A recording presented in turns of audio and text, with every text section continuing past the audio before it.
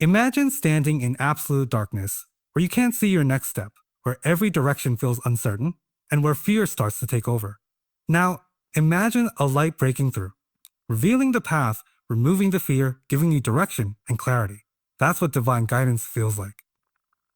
It's not just about knowing right from wrong. It's about having the ability to see life clearly, to make choices that bring peace, to walk with certainty, even in the midst of chaos. Allah describes this in one of the most beautiful and powerful verses of the Quran. Allah is the light of the heavens and the earth. The example of his light is like a niche within which is a lamp. The lamp is within glass. The glass as if it were a shining star, lit from a blessed tree, an olive tree.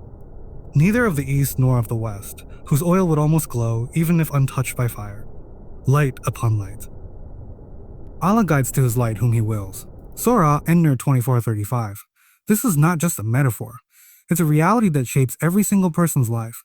Allah is telling us that without him, we are in darkness. Without his guidance, we are lost. And just like physical light allows us to see the world, his divine light allows us to see the truth.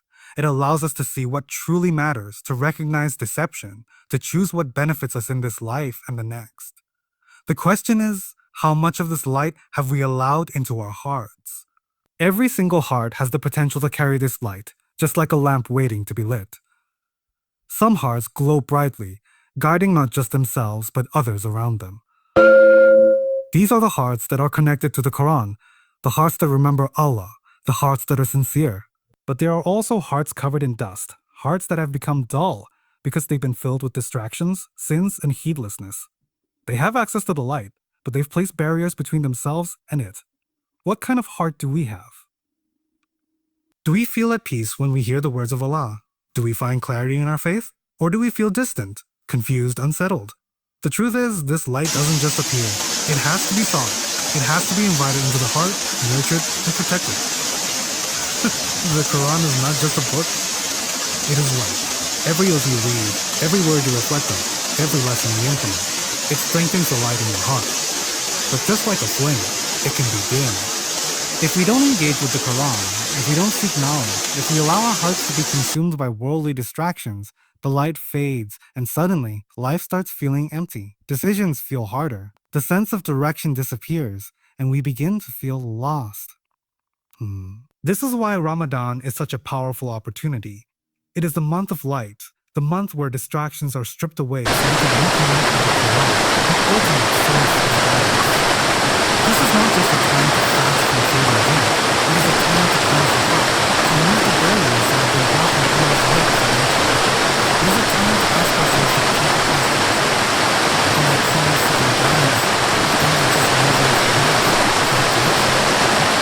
Have I allowed the Quran to illuminate my life, or have I placed it on a shelf, treating it as something distant rather than something living? Allah's light is not just something you receive. It is something you must protect. A lamp needs clean glass to shine brightly. If the glass is covered in dust, the light inside is blocked. In the same way, our hearts need to be purified so that the guidance of Allah can shine through. This means being mindful of what we consume, what we watch, what we listen to, who we surround ourselves with. It means being aware of the subtle things that cloud our hearts: jealousy, arrogance, heedlessness. The most dangerous thing is thinking that we don't need this light, that we can find our own way, that we are fine without it. But life has a way of proving otherwise. When hardship hits, when things don't go as planned, when the world feels overwhelming, that's when we realize how much we need clarity, how much we need something greater than ourselves to guide us. There is a reason why those closest to Allah have the most peace. It's not because they don't face hardship, it's because they see the world through the lens of divine light. They understand what matters and what doesn't. They know that every hardship is temporary, every blessing is a test, and that real success is not in this dunya, but in the akhirah. If you feel distant, if you feel like you've been walking in darkness, know that Allah's light is always there. It has never left. It is waiting for you to turn towards it, to remove the layers that have been blocking it, to open your heart and allow it to shine. Ramadan is your chance. The month where the doors of mercy are wide open, where the distractions of life are minimized, where the Quran becomes central once again. Don't let this be just another Ramadan. Let this be the time you finally reconnect with the guidance you've been searching for. The light of Allah does not fade. The light of Allah does not fade. It does not weaken. It is always there, waiting for the hearts that seek it. The only question is, will you let it in?